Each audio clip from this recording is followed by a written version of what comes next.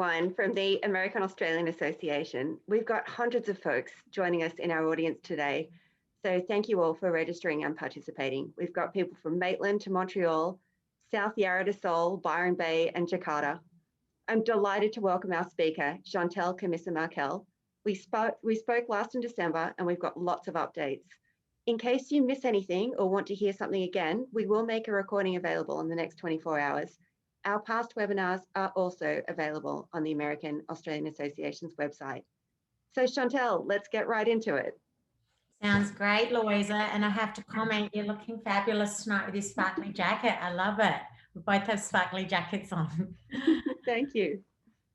So I wanted to, before we start onto the hot topics of now, I wanted to just say, because there were a lot of questions that came in, Louisa, that we have really covered in depth in some of the other webinars. And so I wanted to just highlight what some of those topics were and where people can find them. One of the topics was long dated I-94s. And if your I-94 is longer than what your current LCA and visa are, and what you can do, can you just file an LCA for that period?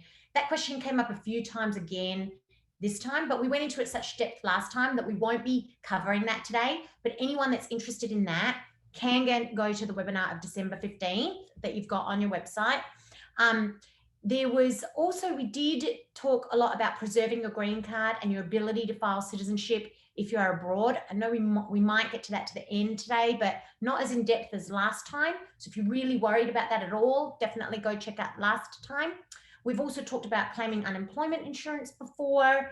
That was back in April. And the difference between filing an I-129 in the US for a change of employer or renewal and consular processing. We went into a lot of depth, both in July and December, actually. We still talk about that a little bit tonight, but in a different way, not about the in-depth of how to do it, but more things to consider. So tonight I wanted to concentrate sort of on the really hot topics of right now. Those are, we have a new administration now, the Biden administration. We have the topic right now that's really relevant up until March 31st is the DV lottery winners. Again, the 2020 DV lottery winners, they've been on a real roller coaster ride. So wanted to touch on that. Prevailing wage increases. I know a lot of people have been concerned about this. There was in October, they spiked. In December, they came back down, and there's talk of them increasing again, and people kind of want to know what's happening with that. So we'll talk about that.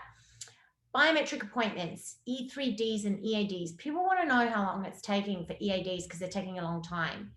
It's because of, sometimes it's because of biometric appointments, and biometric appointments are affecting a lot of cases right now because they're backlogged. So I wanted to talk about that so that people are aware of it, so that they might make a different choice in a path that they take with this information. So I thought it was important to share. J1 visa holder updates. There's a little bit of good news there. Securing E3 visa appointments abroad. So it's a topsy-turvy one, but a topic that everyone always wants to know about.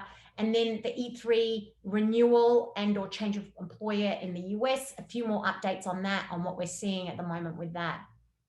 Well, Zjantelle, certainly the biggest change since we last spoke in December has been the new Biden administration and their immigration policy. So we'd love to hear what you've got to share on how that might impact Aussies in the US. Absolutely. So January 20th, 2021 was when we had the inauguration of Joe Biden. It was a day of much joy for many and much sadness for many. It was like one of the most divided presidential elections, certainly since I've been in America, that I've seen.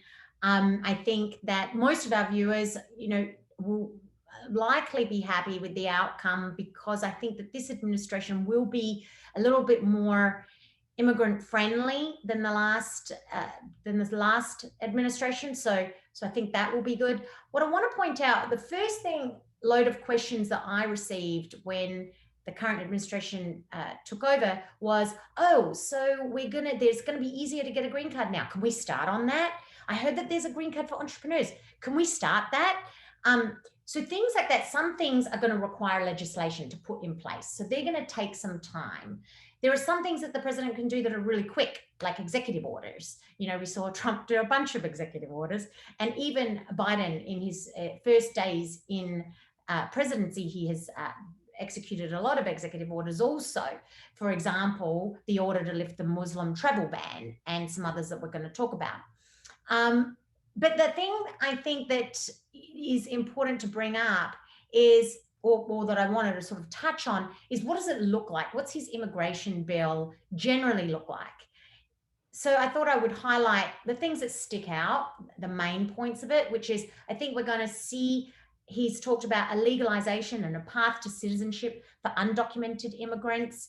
The last time that was really fully in place was in the Bush administration. We saw Obama with Dreamers and DACA, and then under Trump, really no assistance for undocumented immigrants. I think this administration is really going to push for something there, which is great. Reforms to the employment-based immigration system, which is what most of our viewers are going to be interested in. Hopefully clearing some backlogs by increasing money to USCIS, where they can then fund and get rid of backlogs. Some of the interesting things is that I think Biden is speaking about removing per country limits for employment-based immigrants, which is huge for a lot, especially for anyone born in India or China. We do have Australians that are born in India and China that are viewers of ours and clients of ours. The green card process, employment-based green card process, the length of time that it takes can be affected by where you're born. And so, for example, for someone who was born in India, currently it's taking about 14 years to get a green card. Whereas if you're born in Australia, it's taking about 2, maximum 3 years right now. So we might see that speed up for Australians, and certainly for any Australian nationals who are actually born in another country that affects the timeline that they will get their green card. We're going to see that speed up, which is going to be amazing and great. The other exciting one for Australian nationals is that Biden is speaking about increasing the green card lottery from 55,000 to 80,000.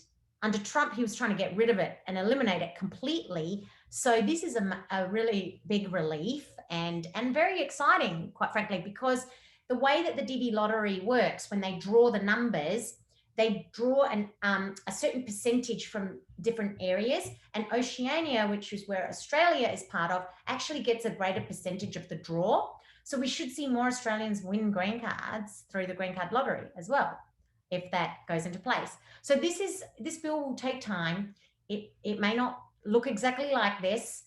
We hope that a lot of this will be in it, but this is what the talks are at the moment as to what it will look like. I love that news on the green card lottery. I think that's really exciting news for a lot of Aussies. I mean, I don't know how many of them actually want to come to the US at the moment, but still, it's a great option. So I think one thing that really hurts being Australian is not being able to travel, because we love to travel, right? So what are we seeing at the moment in terms of travel restrictions at the moment, and how people can renew their visas around these travel restrictions?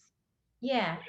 So I think one of the interesting things, Louisa, when we were speaking, even in July last year, right, I would have thought that by February this year, maybe the world would open up a little bit more, travel would become a little bit easier.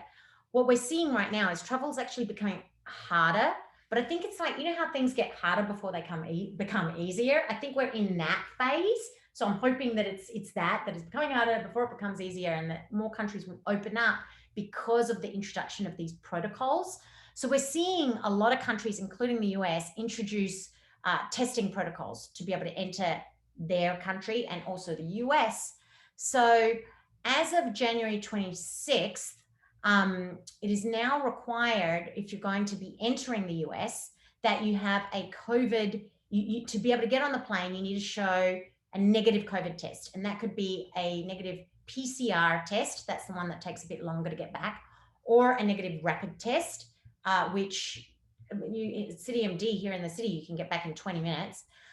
So one of those two, or alternate document that you can use is evidence that you have been tested positive for COVID, and a letter from a doctor that's less than 90 days old that says that you have recovered from COVID. So you need these now to be able to enter the US, and the test, if you're doing the negative COVID test, the swab has to be taken within 72 hours of your departure from the foreign country. So it's not that you get the result within 72 hours. So this is going to make it a little bit more difficult for people to travel, because wherever you're planning to go to, and you're planning to come back to the US, you need to make sure that wherever you are, you're going to be able to get this COVID test and get the results in time in that 72-hour frame. And then factor in what if your flight gets delayed and so forth. So I think it is making people travel less, especially we did have some clients that were traveling for tourism. I know that sounds crazy, but I think that the tourism traveling now is slowing down a little bit, because it's like, oh, this is a bit of a pain. We had a lot of, when we notified our clients about this, a lot of clients did ask, well, what if I'm vaccinated? Can I just show that, you know, my vaccine confirmation that I have been vaccinated both times? Then do I have to do the negative COVID test and all of that? The answer to that is you still have to get the negative COVID test. Just showing that you're vaccinated is not sufficient. So yeah, so this is the thing right now. It's very important that, sorry, I'm jumping all over the place. Where did I go? Here we go. We are here talking about COVID testing. So people just need to consider this. Other than that, the other travel restrictions that came into place. So last time well, actually it wasn't even last time, because we spoke in December, but on January 18th, Trump's parting, gift was that he was going to lift the travel. At the time, there were travel restrictions in place from Schengen, UK, which is most of Europe, UK, Ireland, Brazil, Iran, and China. He said on January 18th, Trump said, okay, I'm going to lift the travel ban from Schengen, UK, Ireland, and Brazil, effective January 26th. So then what happened was Biden on January 25th, right before those restrictions would have been eased, signed a presidential proclamation stating that those travel restrictions have been reinstated. And in addition to that, he added South Africa to the list that would go, and that the travel restriction coming from South Africa would go into place on January 30th. So right now, there are travel restrictions in place from Schengen area, UK, Ireland, Brazil, South Africa, Iran, and China. So what that travel restriction is that if you've been in any of these countries in the 14 days preceding your entry to the US, you cannot travel to the US. So the only way you can get into the US right now, if you've been in any of those countries in the last 14 days, is either to get a national interest exemption approved, which is you need to apply to either the consulate where you are or Customs and Border Patrol in the US, or sometimes both, to have an exemption approved to say that, look, my role in the US is so important, it's in the nation's interest, so please make me not subject to this restriction so that I can travel directly to the US. To get one of those national interest exemptions, we've seen them take anywhere from 2 weeks to 6 weeks, and you can't predict how long it's going to take. So if you are going to travel, so for example, we had some Swedish clients, French clients that were really excited about this travel ban ending on January 26th, because they were like, okay, in the beginning of February, I'm going to go back to Paris or go to Sweden. I'm going to get my O1 put in my passport, and then I'm going to come back. Because I'm not going to have to worry about this national interest exemption or these travel restrictions. So now these travel restrictions are back in place, and they can't predict when they're going to get back. So if they have to come back, by a certain time, it's not a great option. The alternative is to go through another country for 14 days, like Mexico, Croatia, Turkey, that are not subject to these bans. But now all these countries have their own protocols and quarantines in place that weren't even in place back in December. So going 14 days through another country before was not as big as an impediment as it might be now, because you're going to this other country and then you're going to spend your whole time there in quarantine, which not so great. So these travel restrictions are really making travel a lot harder now than they have ever been. With that South Africa ban. I'll give an example of that. We have a client who, she also is an O1 visa holder. She's a designer. She'd been spending quarantine back home. She decided to go back to South Africa, work from there. So on January 25th, when this was announced, we called her. We're like, hey, if you want to get back to the US easily, you should come back by the 29th. Because after that, we're going to have to try and get a national interest exemption for you to be able to fly back directly to the US, or you're going to have to go through another country for 14 days. And the thing with this restriction is that these restrictions are in place until there is no deadline. There is no end that has been stipulated. So it's up until the president decides that they should end. And we don't know when they will be terminated at this point. Reminder that you can be exempt from needing a national interest exemption or from having to go 14 days through another country if you're traveling from these areas, if you're a US citizen or a green card holder, or if you're married to a US citizen or green card holder, or if you have a US citizen child as well. So anyone that's in that position is fortunate in that they could fly directly back. Oh, I just wanted to give a shout out to David, who contacted us through chat about that very last point. He's a green card holder and wanted to know about exemptions. So David, I hope that we address that for you. Okay, so Zjantelle, to get back into the US, you have to show a negative COVID test or documentation of recovery from COVID. So what does that mean for quarantining after you get back? Yep, that's a good question. So right now, the way the US works is that each state has its own quarantine rules. So for example, New York right now, if you come in from interstate travel or international travel, you're required to quarantine for 10 days. You can test out of quarantine on the 4th day if you have a negative COVID test. If you don't test on the 4th day and you don't get a negative COVID test, you have to quarantine the whole 10 days. They will text you to check that you're quarantining. And if you don't respond, they say that someone will come check at the place of where you're quarantining. The other states have other guidelines. I don't know all the states' rules. But what's important is that we are seeing that Biden has signaled that there may be an executive order that will have that the US will have a federal quarantine rule. So we haven't seen what that's going to be yet, but he has request for comment by the Secretary of Health and the Secretary of Transport, the Federal Aviation Association, Department of Homeland Security, for ideas on how the government could implement a quarantine and isolation for people traveling into the US from overseas. So it'll be interesting to see what that looks like. We're just seeing more and more countries implement this. And we've become these travel agents now almost, because we are looking at so many countries. Can people get into this country? Can they get into that country? What happens when they get in there? Do they have to quarantine? This is in our quest for finding consulates for people to process their visas at. One thing that came to light last week is that Canada, for example, is going to implement, similar to Australia, a hotel-style quarantine, which they currently don't have. Currently, right now, it's 14 days self-isolation at home. So what they're going to do is make the first 3 days in a hotel, and then if you test negative on the 3rd day, you serve out the rest of your 14 days at your home.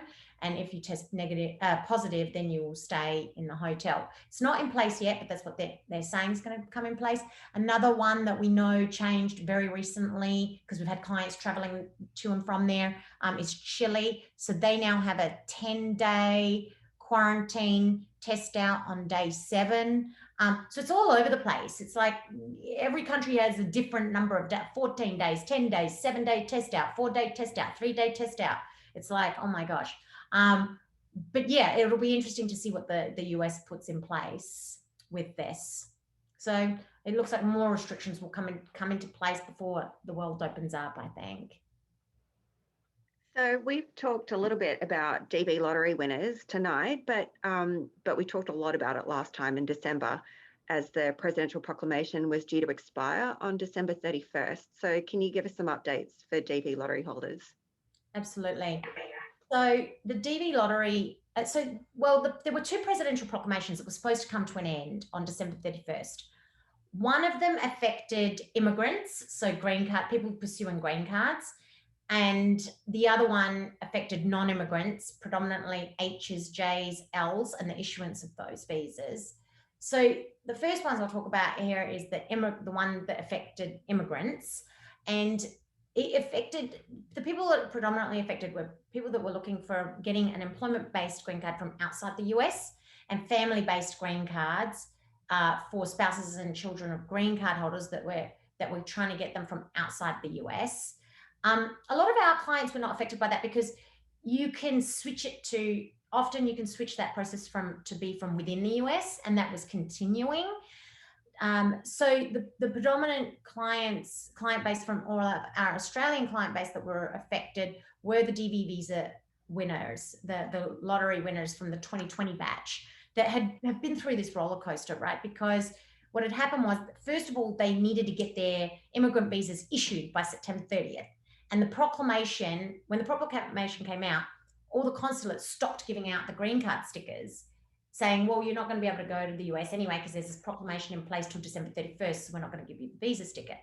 Then there was a court case called Gomez versus Trump, and as a result of that said, okay, consulates, you have to give these, even though they can't come to the US until December 31st, you have to give them their visa sticker by September 30th. So then the consulates, in a frantic, scheduled all the DV lottery winners that were trying to get appointments and said, come on, come in.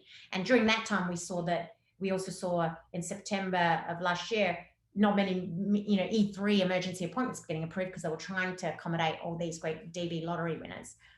So then now these people that had the green card in their passport, and the sticker is valid, the maximum it could have been valid is until March 30th, 2021, that sticker. But now this presidential proclamation has been extended till March 31st, which means they can't come in. And to be able to keep the green card and have it and finish the process of it, they need to enter before that sticker in their passport expires.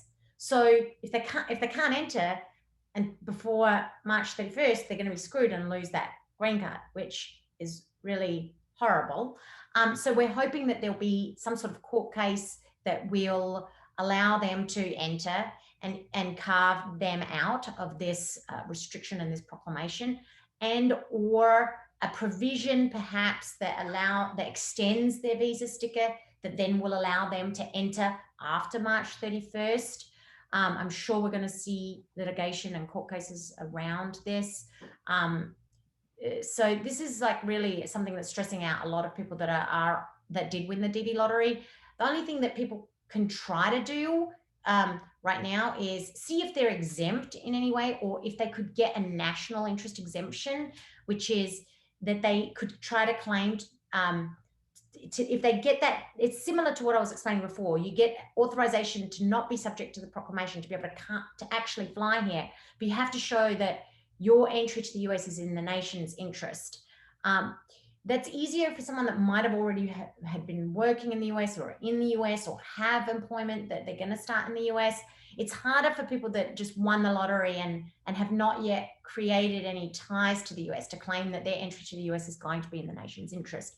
So that's a tough one. But the other things that we're looking at are, well, some DV lottery winners might have won the green card lottery and they were in the US, they'd gone back to Australia, but they'd been in the US and they have a US citizen trial. Those people are exempt. So we're trying to figure out, do you qualify anywhere that you're exempt? Do you have a boyfriend that's a green card holder? Marry that person, or girlfriend, I should say, a significant other that's a green card holder, because if you're married to a green card holder, then you're exempt from the proclamation and you can come in on your DV lottery green card, and that's going to be much faster than trying to get a green card through your green card spouse or US citizen spouse. So there are things to look for, but it's definitely a stress point for a lot of people right now that won the DV lottery that still can't get in. So we will definitely update on that in our next update, Louisa, just to let people know what's going on there. So the other proclamation was with respect to the non-immigrants being able to get issued visas abroad, and that affected predominantly H1B, Ls, Js from that didn't have the visa already in their passport, and they had to get it for the first time abroad. Again, the people that are exempt are people that are married to a US citizen or permanent resident, so forth, or if they could get a national interest exemption approved to get that visa put in their passport to come in. The people that were tough, that really weren't going to apply, be able to get a national interest exemption, because if you're on an H or an O or an L, you could really try to get a national interest exemption approved because you could claim that your work was in the nation's interest. But a lot of J1s really didn't qualify for very many exemptions, including that national interest exemption, because a lot of the Js are au pairs or summer work travel or camp counselor or a trainee or an intern, and it's hard to say that your work is in the nation's interest when that's your category. But what happened was, and I'm going to talk to the J, but before I talk to the J, because we touched on the H1B here, we're not going to really talk about H1Bs tonight. But I do want to point out that anyone that is looking to get a first-time H1B, there's a lottery for those, and the registration period for that will be running from, this was announced just yesterday, from March 9th, noon on March 9th, 2021 to noon on March 25th, 2021, and then the selectees will be announced March 31st. But if anyone is, the people that might affect that are on an E3 are people that are thinking of switching from E3 to H1B for their green card process. People don't have to switch, and on that topic, people don't have to switch from an E3 to an H1B to get a green card. You can absolutely go from E3 to green card. So just want to make that point too. So don't stress out and think you need an H1B, but some people may have figured out that they might need an H1B for some reason. And if they do, they need to register, and just know the registration period. But going back to the J1s, we have a little bit of good news, which is that there is a court case, and this is for all the categories, but I think it predominantly affects the J1s based on what I was saying before, which is this court case, National Association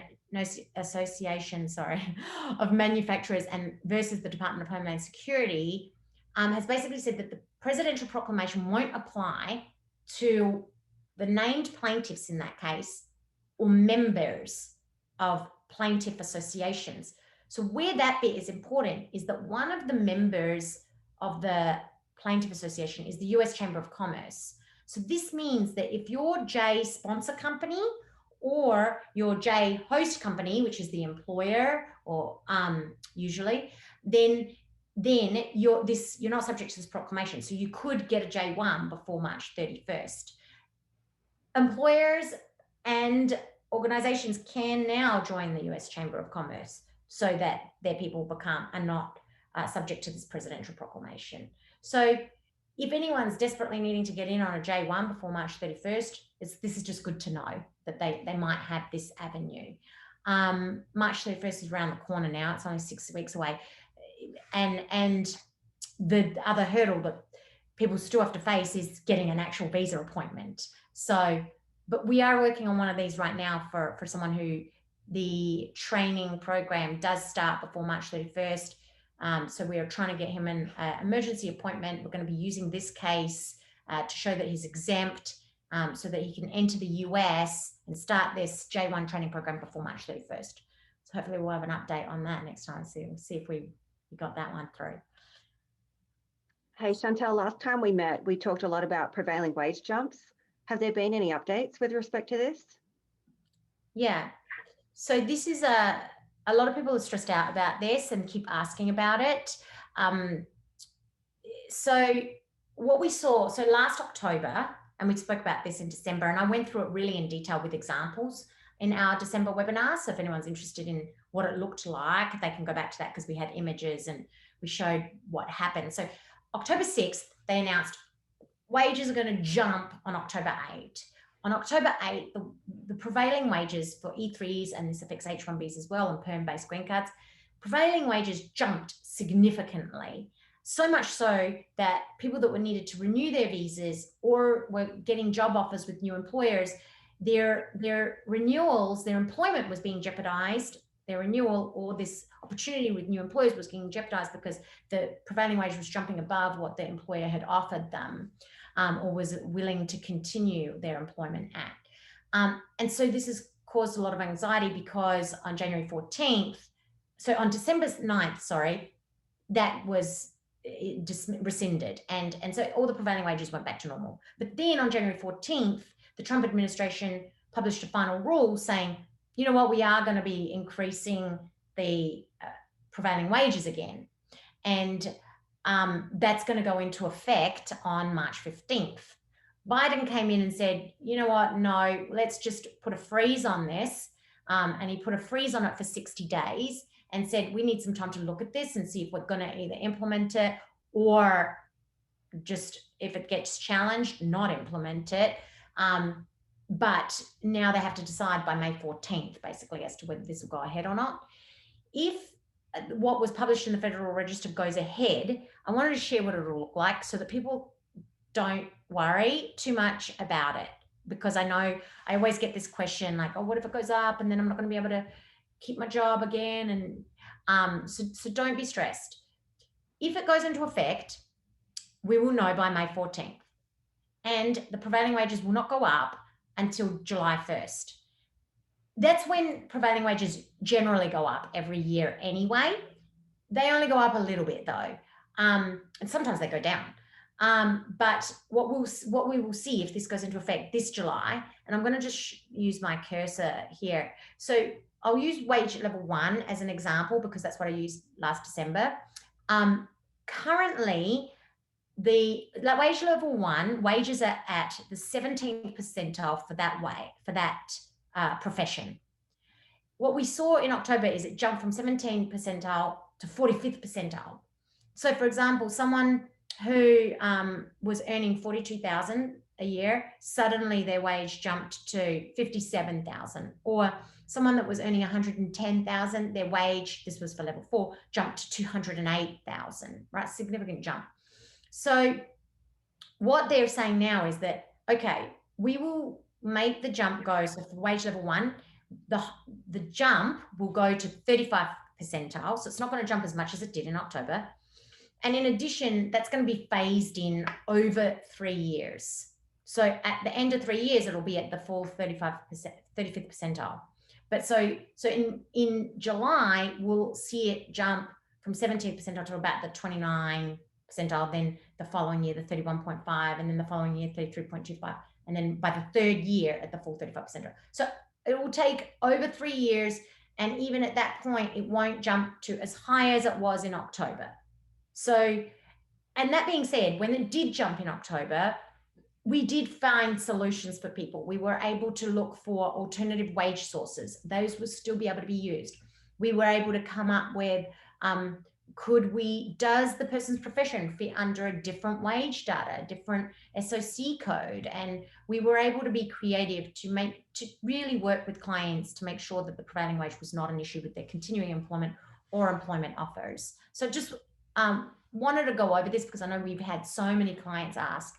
I think that the one thing that is good for people to know is that if we find out on May 14th, my birthday, that it's going to go ahead, then what we can do is we have time before July 1st that if someone says, oh, you know what, that increase is still going to be too high, for even though it's not as much, it's still going to be too high for my employer, we can preemptively file LCAs before July 1st that people can use after that date. So I think maybe we'll do another update right after May 14th, because if this goes into effect, it's a good reminder to people, you know, that might be in that situation, that we can say, hey, think about filing an LCA now if you're going to need one, even in 6 months, because then you can use one that was filed before. It'll still be valid even if you're using it later, because the LCA will be valid for 2 years. So I just wanted to give that little tidbit there. Well, Zjantelle, by far the most asked question from our audience, comprising probably more than half of the questions. What is the current landscape for securing an E3 appointment abroad? Okay, yeah. So, Louisa, I turned to this slide and I know everyone's face just dropped because they were hoping for a list that was going to be, this is where you can get your E3 right now, and a list of all the countries, and this is where you can't, and a list of all the countries. And that's what I would really wish I could have provided that. It is a ever-changing roller coaster right now with where people can get visa appointments. you can still get visa appointments. It's just that which country at any given time is changing, not only by the week, but by the day and by the hour. So I'll give an example. So last week, we discovered that Dubai was approving emergency appointments. Awesome, because we have many, many clients needing emergency appointments right now. So we're like, great, who wants to go to Dubai? We contacted our clients. We've got one guy who's like, yes, I'll go to Dubai, no problem. Okay, great. We pay his fee, and we actually booked a few people, but paid his fee, requested an emergency appointment, and it says you will need to be in Dubai for at least 10 days. And at that point, the quarantine requirements into Dubai were 10 days. So we'd also, in asking them, look, this is the deal. I think we can get you an emergency appointment in Dubai, but you're going to have to be there 10 days before. So then, and then you're going to have to do your appointment and get your passport back. So you're going to be there at least 2.5 weeks. Are you all right with that? Sure, yeah, I'm all right with that. You know, 10 days is at least less than 14 going back to Australia. It's closer than Australia. I'm good with it. Let's do it. Okay, great. So we do it. We book, we get the emergency appointment approved for February 17th. We're like, awesome. This is amazing. All right, now you got to go get you needed a COVID test that was taken within 72 hours of boarding your flight. So he organizes Wednesday, he goes, he gets his COVID test. Before he leaves, he actually proposes to his girlfriend, which is beautiful and amazing. We're following this journey with him. And then the consulate says, you need to, actually, we've increased our quarantine before an appointment to 14 days. And we're like, oh my God, he's not going to be there 14 days. He's going to be there 11. I think it was 11 or 12 days. He's going to be there 12 days before this appointment. What are we going to do? Because to try and change the appointment now, we would lose that emergency appointment, and there were no appointments available to even move it. So we frantically emailed with the consulate, calling the Dubai. The time difference is midnight. I'm like trying from 10 p.m. Finally get through. It's like 12:30 at night, begging this lady. She's like, okay, we'll look in your inbox tomorrow. And it's, by the way, the weekend in Dubai is Friday and Saturday. So if you're trying to call them on a Thursday night, they're closed the next day. So this was, luckily it was Wednesday, because she was like, check back in on Monday. I'm like, Monday? Today's Wednesday. Anyway, the next morning, the consulate emailed us and said, we will let him have the 10-day quarantine and attend his February 17th appointment. Thank God. Okay, great. We're really happy now. We're happy again. We're like, this is great. We tell him, don't worry, get on the plane, because they're gonna honor this. Because we were like, what do we do?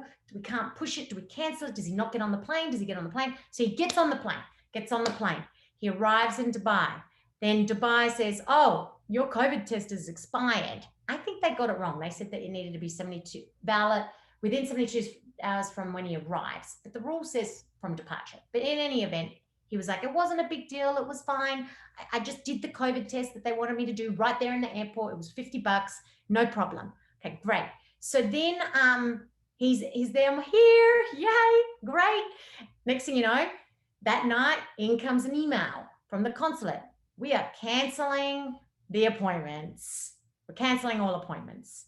Oh my God. This guy's just flown 16 hours all the way to Dubai, left his brand new fiance. Oh my God, this is a nightmare. We're like freaking out. We're like, okay, where else can we go? We're like looking at every country around Dubai. Where could he go to? Where could he go to? Where can we book? Then we're again, I'm like, right, at midnight, I'm getting on the phone again. At midnight, that's right, waiting up till midnight, calling Dubai. Everyone's emailing the consulate. Finally, we get through. And then the next, so this morning we wake up and they're like, okay, we're going to let your client come still on his original appointment of the 17th, February 17th. So now we're back in action. So we're happy. So we'll be able to tell you at the next update what happened. And hopefully on the 17th, he is going to that appointment and getting the visa, because we don't want him to pivot. But this is what I'm talking about. Like last week I would have said to you, oh yeah, book in Dubai. And then the people would be cursing me because they'd be getting a cancellation, you know. And we did have some other clients we tried to book there, who they're not approving the appointment for. They're like, nah, this guy arrived and so forth, and we're making an exception, but anyone who hasn't left, like, we're not doing it.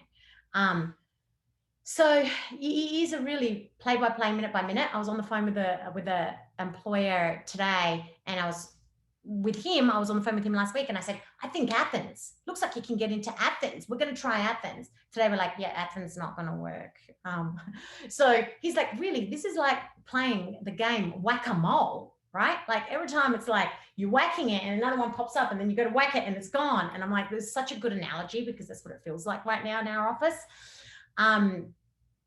The sad thing is, you know, the reason it's so difficult right now, we had that beautiful luxury of Mexico City for a while that was approving emergency appointments. They have seemed to have stopped from January 6th and have not really resumed. So this is why we're seeking out all these different consulates around the world. Currently, we are pursuing Paraguay, Panama, Guyana. We even asked a client Guyana because we see you can get in and out of there. He's like, yeah, my mom was born there. I'll totally go there. Egypt, we're looking into, looks like potentially even the Bahamas might start granting appointments again. We don't know if those will stick because you were able to book in the Caribbean a while ago and then they cancelled all of those ones that you booked. So I think, you know, really you need to have backups. Is if you if you need an appointment abroad and you really don't want to go back to Australia, you should have backups right now. And I think that more and more people are finding either filing an I-129 or going back to Australia as alternate options that are starting to become a little bit more attractive right now. So what else was I going to talk about that? Right. So Australia is still an option, right? If you go to Australia, you just have to sit the quarantine 14 days and pay for the quarantine and the flight. We have heard of clients now saying that they can get flights in April for about $1,700. I don't know if those flights will stick. Flights and costs and whether flights stick, that's something I'm not an expert on at this point. I'm just like getting into countries and whether consulates are taking appointments and if whether those will stick is more something we're about on top of. So yeah, so you can still go to Australia and do the mail-in if you qualify, which is if you're already on an E3, you've had an E3 before and you then you don't even have to go to an appointment, or you can try to secure also an emergency appointment there as well. So some people in Australia may qualify for a mail-in, but what about those who don't? Are regular appointments still available? Is the consulate honouring them? Yeah, that's a great question. So what we're seeing is we're seeing that there are regular appointments available, even from as early as beginning of March and through to April right now. You can book a regular appointment. Our regular appointments that we had in December and January and February, well, we're in February now, but December and January appointments went ahead. They did not get cancelled because last year, before that, regular appointments were getting cancelled and only emergency appointments were being honoured. We're now seeing regular appointments going ahead. So I think if you need an appointment and you're in Australia or you're thinking of going to Australia and you don't qualify for the mail-in and so you need an appointment, I would recommend booking a regular appointment. You will generally know if that regular appointment is going to get cancelled with about a week before. So then at that point, if you need to convert it to an emergency appointment, you could convert it at that point. So you don't have to request the emergency appointment right from the beginning. You can do it at any point. So it looks like some of those regular appointments will go ahead. We have here also, I thought I could talk about, I don't know if you had any questions for me before this slide. Yes, I did want to ask. So with COVID conditions in Australia being relatively under control, we've had a lot of questions from people who are interested in returning to Australia and working remotely there for a US employer. Is this an option? Yeah, it is. I'll jump to that. So if you return to Australia, I've been getting this question a lot actually from employers as well. And I think it's something that people need to be conscious of because a lot of people have said, okay, I'm just going to go back. I'm going to quarantine in Australia and I'll work for my US employer from Australia. Or employers are saying, yeah, I'm fine with that. I think that what both employers and Australian nationals need to be conscious of is that if you start to do that and you're an employee of your US employer and you're in Australia and you've been working there more than 183 days, At that point, you become an Australian tax resident, and so you will need to pay. You need to be conscious that you may be liable to pay Australian taxes at that point, and your employer may also become liable under Australian employment laws, depending on the state you're in, as well as other tax obligations. So I think it's really important that if you're going to be there more than 5 months working for your employer in the US, that you definitely talk to tax professionals and or employment counsel in Australia, or maybe your immigration attorney can help you with that. But just to get an understanding of what that might look like. Some might decide what might be easier is that if you work from abroad and in Australia, that you become a contractor to your US employer rather than remain an employee, so that maybe some of those triggers won't go off in Australia. One place where you do need to remain an employee of a US employer is to take advantage of these visas, these amazing work remote visas that the Bahamas and Barbados and Cayman Islands are offering. The cool thing there is that they're offering these 12-month visas to be able to work and travel there work remotely from there. It does have to be a US employer though, so you can't be going to Bahamas and then working for a Bahamian employer, or Barbados, and likewise. So cool thing is we got to do this for a family who on the consult said, yeah, we're going to go to Bahamas. Can you help us with the visas for me, my wife and kids to the Bahamas? And so we went through the whole process, got the visas for Bahamas for this work visa.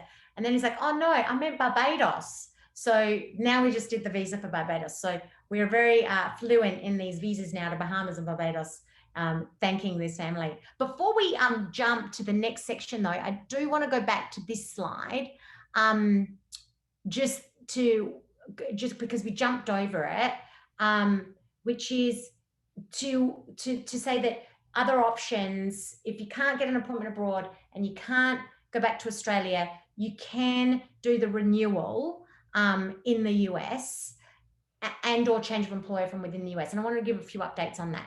So the E3, if it's a renewal and you're filing an I-129 from within the US to renew with the same employer, you're going to get an automatic extension of 240 days where you can continue working. If it's a change of employer, you don't get that. So if it's a change of employer, it's tough because the E3 is not part of the premium processing program yet. So you can't start working for the new employer until the case is approved. So that's difficult because these cases are taking a long time. In our previous updates, we were saying E3 change of employers were taking up to 6 months. I just wanted to update that because we saw a few change of employer cases come through after 2 months, while we're seeing our extension with the same employer cases still take upwards of 6 months. And so I think what's going on there is that USCIS is recognizing that, well, if it's a renewal with the same employer, these people have continued work authorization, so let's prioritize these change of employer cases where it's more urgent for these people to start working for the new employer. So that might, so where that's changed things a little bit for us is that we've had some employers willing to run both tracks at the same time, file an I-129 for the change of employer petition and have that running. And if it comes through within the 2 months before an appointment becomes available, all well and good. The person can then just get their visa next time they travel abroad. Or if we get an appointment for them before that time, then they can just abandon the I-129 petition, go get the visa, come back and start working for that employer. So more and more employers now are incentivized to maybe file an I-129. This is in the change of employer scenario, and have that track running alongside finding a consulate. And just a reminder again, if you're renewing with the same employer or doing a change of employer,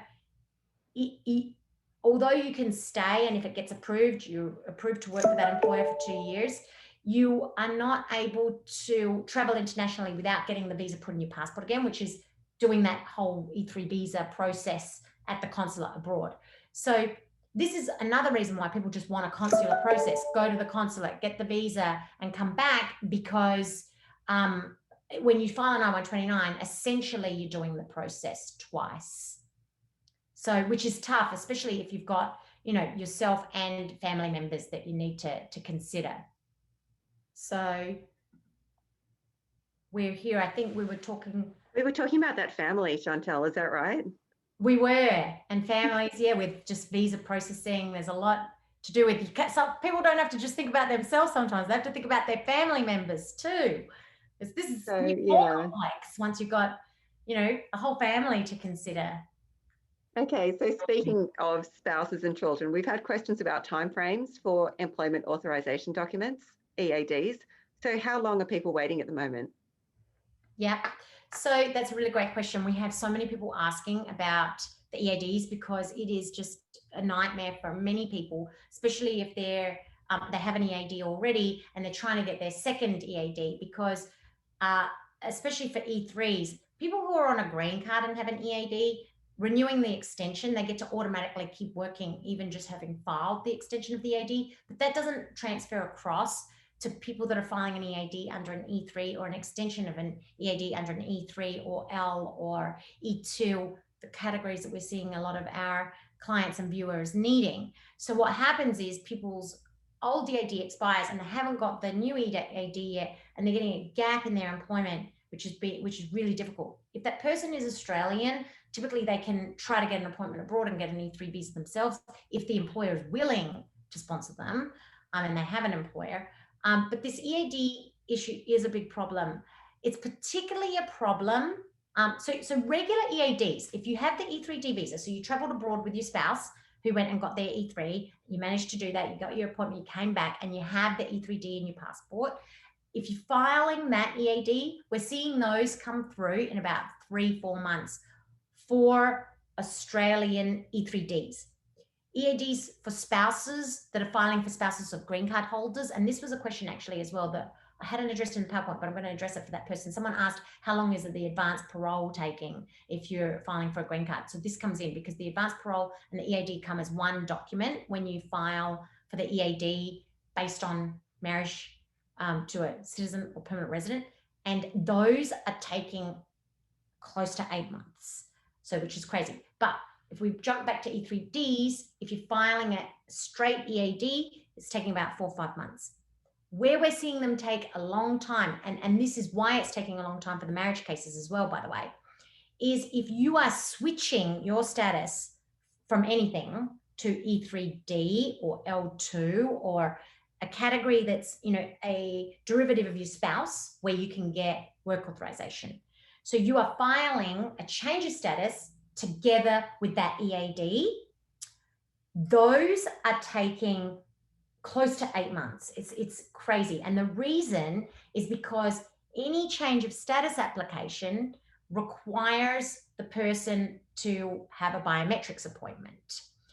So to change status to E3D and get an EAD, they can't process the EAD until they've approved your change of status. They can't approve your change of status unless you've had a biometrics appointment. Biometrics are backlogged by about 6 months because you have to go into the office, do your fingerprints, yada, yada. And because of COVID and not scheduling too many, there's this massive backlog. So why this is important, and it's important for people to know because they should know that it's going to take them a long time. Also because if they get a biometrics appointment, and this affected a few of our clients this year, do not request to reschedule that biometrics appointment. 100% go to it, because we have seen rescheduling take months. And so then that's going to push out getting your EAD even further.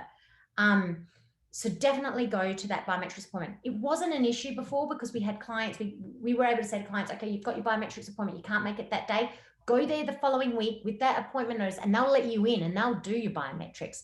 But now they've stopped doing that. With COVID, they won't do that. And the only way you can go and get your biometrics done and for your case to proceed, because you need that, is by having this biometrics. And if they're rescheduling you, it's taking forever. So I really wanted to make sure the viewers heard that if they're in this situation, because it's really could be, you know, change a lot of things. I visually put it here for people as well to just show that, like, if you're, so the way it might change people's objective too is if you're changing, so you lost, maybe you're on an E3 and you lost your job and you've decided you're going to change to your spouse's E3D to be able to stay here and you're going to get an EAD. If the EAD is really important because you really need to be able to start working, then you might say it's going to be faster for me to go to a consulate abroad, even with the difficulties of getting a visa appointment, get the E3D put in my passport, come back and file an EAD, because that's going to take 4 months, maybe 6, but we're seeing them coming in 4 months. If I file a change of status from within the US and my EAD, it could take 7.5 to 10 months. So this might just change this information. I wanted to share this information because it might change the way people approach how they change status. We didn't have this information at the beginning, right? We didn't know that these would take that long and biometrics become so backlogged, but now we have this information, so we want people to know it. So Zjantelle, I just want to give you a time check and a time check for our audience as well. I've got a question here, and we've just got one slide remaining, and I'll have a couple of questions at the end. Okay. But right now, I just want to say, like, up to this point, we've covered a lot of immigration news, but I wanted to ask, are there any developments that Australians can look forward to? Yeah, we've got premium processing on the way. I'm going to speak at lightning speed, but most of you are Australians, so hopefully you'll understand me. So on October 1, it was said that the premium program is going to expand. Fees will go up. So for the existing cases that can be filed with premium processing, the fee went up already from October 19. The fee went up from $1,440 to $2,500. But they also said premium processing is going to be expanded to I-129 cases. So that includes the E3s. It includes the EADs and the 539s, the change of statuses we were just talking about, and EB1C, which is multinational managers and green cards. So how is this life-changing? It's life-changing once it gets implemented, because now someone that needs to change status to E3D and get an EAD can pretty much, if you look at these timelines here, they could just pay extra money and get their EAD and their change of status approved in 30 days. So to get premium processing for an E3, what will happen is it'll change. Currently, you pay $2,500 for the cases that do have it, and you get a response in 15 days. So the timeline's going to change and get a bit longer, and prices are going to go up, but still, at least it's something. So $2,500, and you get a response in 30 to 45 days. It's huge, right? The change of status with the EAD, it's going to be 30 days for each, $1,500 extra for one of them, $1,750 for the other one. EB1C similarly. So the irony of this is that people would pay this. People would pay $4,000 between the 539 and 765 right now to get an EAD within 30 days, right? Because they can't travel anywhere and get the appointments and so forth, and they just want to be able to work. But the irony is that once they have implemented this, which could be, in 2-3 months, the world may have opened up, and traveling to Mexico to get your E3D and coming back and then just filing an EAD and paying $1,500, people will just do that. So USCIS is missing out on money that they could make right now, because now is the time, while people can't travel, that they would absolutely pay these fees, because these fees are less than traveling back to Australia and paying for an expensive flight, quarantine, 14 days, all of that. So this is super exciting once we do have a plan and it'll go into effect, and we'll definitely update the audience once premium processing is available as well. Okay, with just 1 minute to go, this is a popular question, and Jana asked it in the chat first thing. What should green card holders do who are stuck outside the US right now?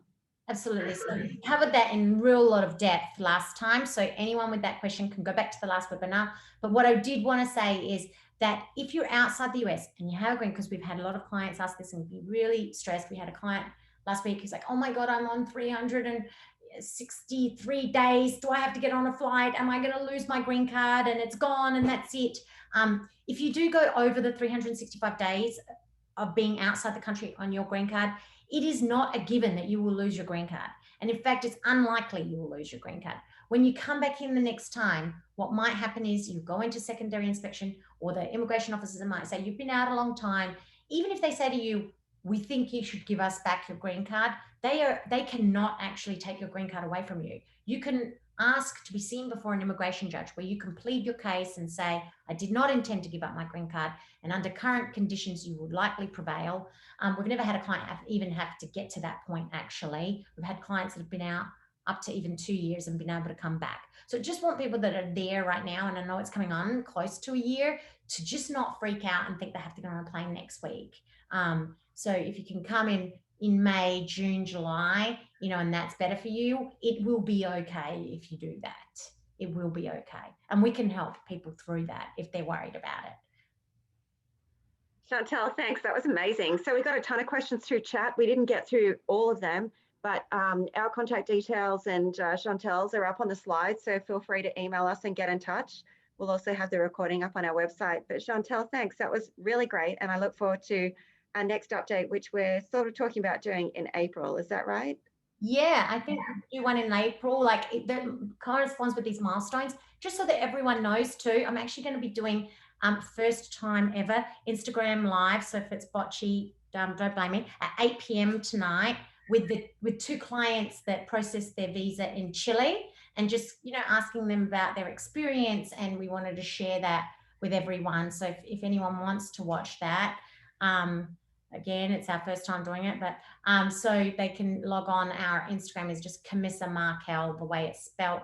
You can see it there on the screen. And so please join us for that if anyone's interested. I don't know. Great. Thank you so much. Questions. Okay. All right. Thank you. See you again soon. All right. And thanks everyone for joining.